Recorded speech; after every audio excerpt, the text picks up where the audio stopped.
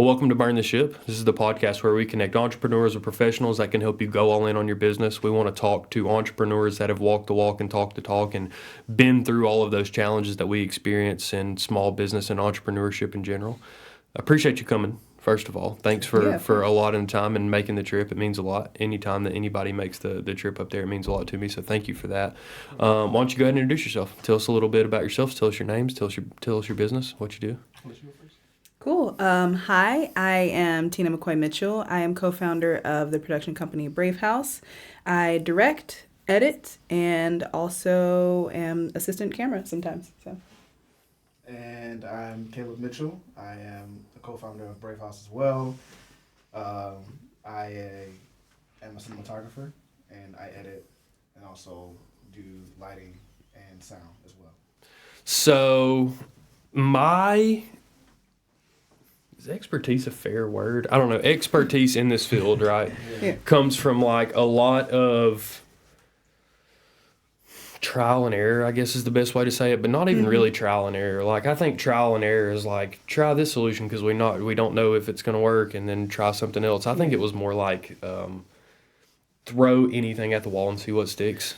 Like, I think if we built this studio again, we could probably build 3 of them for the price that we built the first one because of how much stuff we bought that we didn't use, right? So my experience in this is like literally Jay coming to me and saying, man, I really want to start a podcast. Like, that was how we started. We graduated into a production company when we found some people that were much more savvy in that world than us. One of our editors and producers went to SCAD. The other one went to LA Film School, so they're solid, right? And they've taught me a ton. Yeah. But tell me your story, like how you got into this world and kind of where you made your bones, where you got your experience from, and then kind of what you're doing now. Yeah. Well, we both met in theater school. Oh, nice. Yeah. We started out as just actors. I was doing musical theater. You were doing MFA? I was doing my BFA, sorry. acting. Yeah, and both of us kind of migrated out to Atlanta and started acting. Where from? From Mississippi. We both went to cool. Ole Miss. Oh, nice. Yeah. Oh, No, naughty.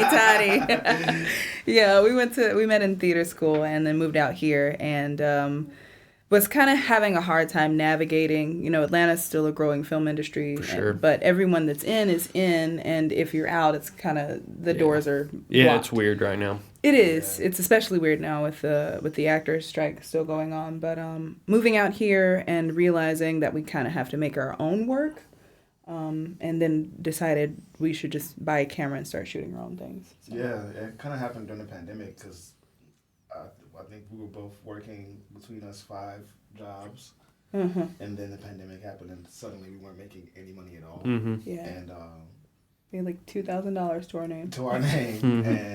And then we went through the whole process for unemployment, and then when we got a large lump sum, I was like, this is going to sound crazy, but how about we spend some of this money and invest it in ourselves to buy a camera and start a production company and just see where it goes from there. And so that's kind of where... What kind of camera did you buy? We bought a Blackmagic Pocket There's Cinema no way. 6K. Yeah, it's a solid camera. Yeah. I will forever be a Sony guy now. Oh, yeah. Knowing what I know now, I mean, God, it's just the most ambidextrous camera in the market. We did just buy a Sony. We did just get a Sony. What'd you, AS3? We got a FX30. Oh, yeah, I'm Yeah. familiar. So you bought a camera. What'd you start shooting? Everything and anything. Brought it everywhere. Short films, weddings, Yeah. especially weddings. Especially weddings. So you guys kind of decided on the brand at the time that you bought the camera and just started putting yourself out there for video services? We didn't have a brand really until like last year. Yeah, really, we didn't have a brand until last year. Yeah. We just kind of did Fair. everything until we figured out what we liked doing. Oh, yeah. Yeah. I think there's a good lesson in that, though, because, I mean, how many people spend uber time on the brand? True. Like, your brand is important, and we know that, especially as videographers and marketers, right? Your brand is important, but your brand, like, and your unsureness or insecurity of your brand should not interfere with your ability to begin doing business if you're confident right. and you're good at what you do. So that's no fault of yours. I actually applaud you for just doing things. Like I told Ezra the other day, it's like we're the last generation maybe ever of like people that would just do stuff. Just you know? try things Yeah. and see And what and our succeeds. generation's not even great at it. You know what I mean? Like we still have people that we work with that I have to hold their hand, and that if you don't tell them exactly what to do, they will do nothing. Yeah. And I applaud you for not doing nothing, because it was an easy time to do nothing too. The It was. pandemic was an easy time to do absolutely nothing. How'd you get your first clients? We worked with our friend Crystal Hutchinson, because we started out doing a lot of weddings at first. She's a wedding planner. She works for this company called Neek Williams Events, but she would text me and be like, "Hey, we have someone looking for a wedding videographer. Are you guys interested? These are the dates." And we'd be like, "We don't have money, so sure." And so we do it. And we started out doing it for like $200 or something, like $250. It was super. We started out super cheap. but we were also doing a lot of streaming Yeah. weddings. Cause People weren't meeting in person. weren't Yeah. meeting in person, so Yeah. we used to go set up the cameras and set up a computer and stream on Zoom. Mm-hmm. And so we kind of broke into that space of streaming during the pandemic, when that kind of like kept us afloat for real. How fast you increase your prices? Oh, After the So first fast. one? like after the first one, we were like, "This is not enough money." We weren't even making you- our car insurance. Do you still do weddings? Occasionally. Yeah, we don't advertise it, but we do. You don't want to. Yeah, no, we don't want to. I think that is a common trait for all videographers. Yeah. We don't want to do weddings. No. It's not fun. It's not And it's a lot of stress, and I am not I think it just takes a specific touch. You know what I mean? Because I have never done a wedding, right? Almost did. And then I told him I am not the guy. And the reason is because there's so many stressful things that are going on during a wedding. Like, I'm not the guy that can help you with that. Yeah. Yeah. And it's not that anything really stresses me out. It's just that I am a doer. Like, I came to do things and not, I just do a really bad job unless we're doing stuff. You know what I mean? And on a day that you have to take so many people's emotions and wants into consideration, I just had a hard time being flexible, because I would put together a plan of like, here's what we're going to do, here's how we're going to shoot it, and then everything would change when you get there, and I would be like, now we're playing outside of my wheelhouse. Like, I'll do the best that I can, but like, I'm not that fluid guy. I need a process, and I need to be able to do stuff, and I need to be checking stuff off the boxes from when I get there, and that's just not for me. And I think a lot of people are like that. Is like, as videographers, we struggle so much with creative direction anyway. When we get our hands on something, we agonize over creative direction. And having no say in the creative direction of the wedding makes it hard to film it the way that they want it to feel when it's done. That's what I kind of experienced. So what'd you graduate into after that? Once you said, okay, we've done 3 of these and I never want to do it again. I just did one this past weekend. But money talks. Yeah, money talks. It does. But They were what, $250? No more of that. No more of that. Yeah, that was not loud Definitely enough. Take those prices out.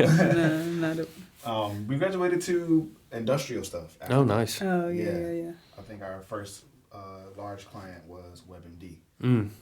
and we. Oh, I remember you told me that on the phone. Yeah, we had friends. A lot of the work that we did in the beginning was because friends were working places and they needed people to shoot video, Mm. and so they just reach out, and so we started working with WebMD, contracting with them, and that was our next big thing. Yeah, did a campaign for the CDC. We did a campaign for the CDC as well. Yeah. Yeah. What a time.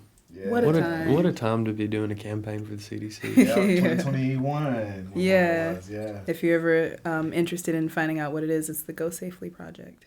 It's very cool. So what now? What are your goals now? Where are we going? And I'm looking for this because I want some some feedback that I'm not crazy, right? Yeah. Because like I obviously do a lot of the things that you do for myself, though. You know what I mean? Like, I don't advertise us as a production company very much ever. Like, sometimes people ask, Yeah. and I'll kind of throw a bone to the people that do so much work for us and say, hey, if this is a project that you want to undertake, like, kill it, keep the money. You know what I mean? But I'm interested in growing my own brand and media and things like that. You know what I mean? So, like, tell me where you go from here and how much in your mind is like, we want to do our own stuff because we know that we're dope versus like we have to do other people's stuff because it's what pays the bills. I think it's all about balance because we're still at the point where we are doing things for other people. But we also, like I said, we went to theater school, but our passion is creating art or like film. Yeah. Honestly, our primary goal with starting Brayvhouse is that we wanted to be able to create our own films or TV series, and a lot of times people are reaching out to us to shoot their films and their television series. Yeah. I think we're growing to the point now where we do want to do more things for ourselves. Yeah. We're talking about plans for next year being to produce 12 projects. Yeah. With just our own style and our own branding. Oh, I can help you with that for sure. Because we do 50 projects a year for ourselves. Wow. So I'd love to work with you guys on that because your style is going to be so much different than our style, and like that outside feedback of like, or just seeing another. It's like watching a Scorsese film and then watching a Tarantino film right after. You know what I mean? It's like and it can be the same thing. It could literally be the same thing, you know, and it just has such a different tone, such a different pace. And like, I love seeing things like that. So there's definitely some things that we can collaborate on. Tell me this, right? So like, you want to do more stuff for yourself because you know that you want to showcase what you're good at and what you're passionate about in a certain way, right? How do you have the conversation with your client about what they want or what they think they want versus what you know from a videography and marketing perspective, right? Because I know that when someone says, hey, we want to do XYZ video, you have to almost bite your tongue sometimes and say, yeah, it's not going to do anything for you though. You know what I mean? Yeah. So I'm curious of that conversation because we've had that conversation a couple of times. Like, I understand you want this informational infographic type video. And then you send me an example of like someone else says, this is really cool. I like the way this looks. And it's got like 12 views on Facebook. You know what I mean? Tell me how you balance that conversation between what somebody thinks they're hiring for you for and what they want versus like how you kind of interject and say, we've been doing this for a long time and we're really good at it. And here's what we think is more creative and better and is going to do everything better all around. We start with a pitch deck with our clients. So we'll ask them what they want and what ideas they have and if they have any references. And then we'll put together our own pitch deck to show them like, okay, if you want this infographic informational video, this is how you can make it a bit more interesting and a bit more story driven. And we can tell them like, in order for you to attract people, we know what video things are trending. Oh yeah. So these kinds of shots are trending. You need this kind of shot to tell the story. How do we incorporate that in the video to hook your audience? We got to know what your target audience is. For sure. Because if you are trying to target 20-year-olds with your product or your services, and you're shooting a video that doesn't have, you got to make a video that's gonna that a 20-year-old's not gonna go. Scroll like that. They're not gonna look at it. That's kind of how we start. We get them with the pitch deck to make sure that they can see how we want to film it. Oh yeah, for sure. Just guide them a bit more. Yeah. Into without being like, your idea sucks. You know? Yeah. Have you ever had somebody put their foot down like, this is what I want. I know this is what I want. Yeah. I saw you were about to say no and then you remembered. Yeah, we just did have a client who was very particular about everything in the video, in the editing process. About what their video looked like, about what they look like themselves in the video. Yeah. Which is something that we don't really have a whole lot of control over. Yeah. You know? I can introduce you to a plastic surgeon. Yeah, that makes sense. That's just something that I wrestle with too, and it's such a different conversation with me because this is not my main business. You know what I mean? Like, Burn the Ship is something that's been really good for our payments business because we've learned so much. We've helped our clients learn a lot. We've connected a lot of people with one another. But more than anything, like, we've had the ability to interact one-on-one and in a really unique way versus what everybody else was experiencing during COVID. You know what I mean? Like, this versus, like, you just did 5 Zoom calls before you got here. Everybody's like, oh, my goodness. And that's really what we were at. That's why we keep just trying to improve the experience and the look and all those things. So Burn the Ship has been great for us. But video production is not my main business. It's payments, you know? So I wrestle with the ability to, like, curb my creative appetite. Because I like get an idea from somebody and then I want to pump it with like 1,000,000 pounds of steroids, you know. And I want to make it like so hard to produce that nobody else could do it. You know what I mean?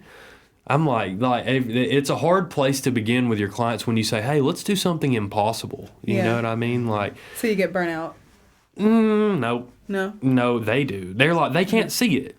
You know what I mean? They can't see it. I'm like, what if we make a video that creates 10 million impressions?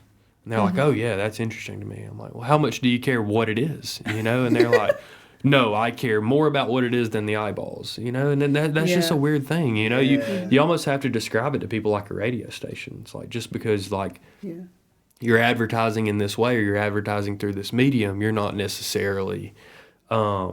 You don't control the songs, you know. You don't control the skits that they say. You're interested for the eyeballs. So that's really where I'm at with it because we create Soup Sandwiches, our other podcast, and we're all like engagement based. You know, virality and all those things are really important to us. So like, I'm just curious, and I'll introduce you to some of those guys or some of those ideas once we get done with this podcast. And I would love your creative input on a lot of those things too. But I was just curious because I know that what a lot of people don't see, and what I want people to understand from this is like. When you're talking to people from a marketing perspective or a creative perspective, they genuinely have your best interest in mind because none of us want to charge you $10,000 for videos and then you post them and you get $1 worth of views. You know what I mean? Like, the engagement is very, very important. And I wanted to kind of ask those questions just because obviously I get a little bit a better ability just to say, no, I'm not doing it. You know what I mean? And that's where I've been a couple of times. But I was just curious. Tell me this, right? So you're starting your business. You're kind of newish to Atlanta, right? You've been in the Southeast. You've been through film school. Technically, you know what you're doing very soundly. You're kind of still in the midst of COVID. The film industry's super weird in Atlanta. No writer strike, but nobody really has their doors wide open to new creatives in the Atlanta world.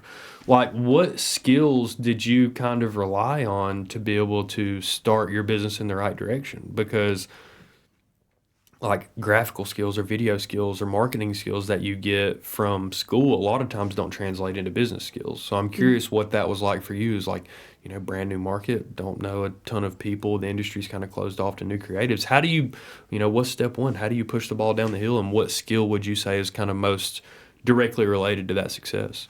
Yeah. Me personally, I didn't have too many skills as far as film goes. I kind of just had to be willing to learn stuff and put myself out there and ask questions. But I think that has helped me a lot, just putting myself in places where I don't know what's going on with people that are more experienced than me. But I think also I have a pretty good ability of like marketing myself. So if I'm in a room with someone and I'm trying to connect myself business wise, I can be like, hey, I'm Tina, this is what I do. And that's been my greatest skill. But you have 1,000,001 things that you do. No, I think we started out with our business. We just started shooting for ourselves and learning what we liked and what we didn't like as far as technically what we liked and didn't like. We made ourselves shoot something every week from start to finish. And then the other thing that we did was I started to learn something new all the time. Like if I was learning graphic skills, then I would translate that to learning something in Blender. Me and you both. Yeah, it's like a sickness. It's a curse. It is It tough. wasn't a curse. Yeah. That's me. That's me. I literally had no skills when I started this. Then I learned sound because I had a MacBook and a mixer and a couple microphones. And then I learned some video, and then I learned some lighting, and then I was like, oh, now I got to know how to edit. And then, like, I did it for 2 years, and I was like, oh, man, now I see other people's stuff, and I'm like, that guy sucks. You know? Like, you realize you're actually kind of good. That's the only way to learn those skills is like YouTube University. You know what I mean? If you didn't go to LA Film School for it or theater school or things like that, there's obviously some very good educational places that focus on that type of content. But if you are not fortunate enough to like honestly have the courage to like, I want to go. Not to some random university. Like I want to go to film school or theater school. You have to YouTube University yourself to success. I know. I get that. I can relate to that. We were working actors, so we would be on Oh, professional yeah. sets. Yeah.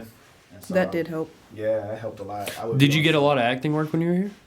Not a ton. Which was got- surprising to you. I can tell by how you answered that. Yeah, I mean it just takes time. Yeah. Yeah, like I did a ton of background work. That was Yeah. annoying, but I learned a lot. So learned a lot. Yeah. Yeah. I didn't start booking jobs for real, and they say it takes 10 years. So you just strap in and you just keep auditioning. Yeah. Honestly, you just do that. Do But I was you- paying attention to the sets and like I was like, oh, that's how they're lighting that. Yeah. That's how they're rigging the camera. Too. I did the same thing. Yeah. I went and like looked at a bunch of studio spaces and I was like, oh, okay. Yeah. Now I see. Is that a common thing in the acting world? Like people are doing their own creative stuff or production stuff, like when you were working with other background workers or things like that, or people that are working on set, did you find that people had their own like side thing that they were doing? Yeah. I think primarily that's what actors are doing is just putting in time here, but also developing their own thing It's outside much more of that. common now too since the pandemic for actors to create their own stuff. For sure. What was most difficult at the beginning? Figuring out the legality, I think, of starting a business. Yeah. We didn't get our official business license until last year. Yeah. And There's no book on that. no, there's no one that, and there's no Nobody one that tells you. how to do it. And we're still figuring it out, honestly. Googling a lot. Yeah, I attribute more of that knowledge to TikTok than anything else too. Yeah. Like Yeah. I was watching TikTok the other day. I ingest just like tons of content to see the same thing as you guys, is like learning what's working well and who is really like I feel stands out in like the YouTube community and things like that. But I watched a TikTok the other day about a guy that was like, go to this website and get an LLC, and then go to this website and get all your things. And I was like, man, it is crazy that people are putting this type of content out into the world, because when we started Burn the Ship, it was like right before the pandemic, right? Oof. And it was cool with me because people were still virtually networking. Like I could go virtually network for 8 hours on the East Coast and then 3 hours from 5 to 8 in the West Coast and meet 300 people a day. It was a salesperson's dream, you know what I mean? And so the thing that I didn't realize, I guess, is like, I guess not necessarily the like legal side of things, because I had been through that a couple of times with existing payments clients, but like what exactly that you needed to do to start a business. And then I would go and look for that information, and it would be like Gary Vee on YouTube telling me how dumb I am because I don't have $1 million. Yeah. Or like Grant Cardone asking me why I haven't 10x'd whatever, you know, and I'm like, 10x what? No dollars? Like 10x zero? Yeah, I've done that, you know. So like that, all of that stuff was like, that was really like kind of the driving force behind this, was like we needed to talk to people one-on-one and learn from them, and like everybody that was putting out this type of content just was not giving any real value. They were just ridiculing the small business world, you know, and I was like, this is weird, you know. Like, this is weird human behavior to me, to like, you know, you want these people to send you thousands of dollars, and then you like mildly talk shit to them on the internet, you know. It was a weird place for me. Yeah, and buy my course. Yeah, but you're an like idiot. Gary Vee. You know, like that's weird. Buy my course. No, I can relate to that. I can relate to get to the growing skills, and a lot of things kind of getting in the way of business too. Is like when I had to have my mind. I had to like continuously tell myself like, have your mind on one thing, because there's a lot of things that you can learn in the video world, you know, and adding those skills and making sure that you're like formidable in that skill is very valuable too. Kind of learning as you go too. Sometimes I don't know how to do something, and then a client will ask for it. I'm like, oh, I have 3 days to figure out how to put this overlay on a video or whatever. And you learn it like bits and pieces at a time. You know what I mean? Like there's no way to go learn everything Resolve does in one day, or like everything Premiere does in one day. Like it's not possible. You know? And so like you have to wait almost until somebody's like, hey, do this thing for me. You know, I remember that about captions specifically. They were like, can you put captions on this video? And I was like, I gotta be able to do that. Right. You know, that seems like something that I should be able to do. And then I was like, wait, a word here, slide the keyframe? No.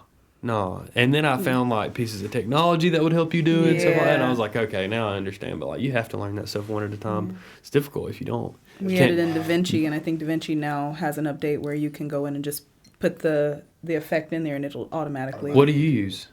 DaVinci Resolve Oh yeah, me too. 18. Yeah. I'm big on DaVinci. Everything is DaVinci that I Yeah. do now. I've completely gotten away from the Creative Cloud. Yeah. Yeah, It's DaVinci's expensive. awesome. Felt like robbery. Oh yeah, it is. It is, but DaVinci is so, especially with color. Like that was Yeah. what I found was the biggest difference was like ability to apply colors and stuff, and like so easy and so you can do so many things with it. And I was like, yeah, I'm just gonna learn this, and then I did like, and it's been great. But I appreciate you guys telling us so much, and I appreciate you guys relating to me with my wanting to ooze creativity out of myself and trying to balance that with some version of a business. You know what I mean? So I can relate to a lot of what you guys are saying. Have you guys heard the illusion like burn the ship before? Have you heard that phrase? No. So you'll like this, I think, especially as creatives, right? So like you'll see how far we came with this whole brand. So actually, I heard Chris, who is like our COO, everything operations and technology for us, right? And he said something about, like, we were talking about splitting the brands between Soup Sandwich and Burn the Ship, and he was like, "Yeah, Burn the Ship," something like that. And I was like, that is like that phrase just stuck with me, and I was like, where does that come from? So Hernan Cortez, right, is a conquistador, like in the Christopher Columbus era and everything, you know, and he takes like this armada of ships and he drives them across the Atlantic Ocean, sails, whatever.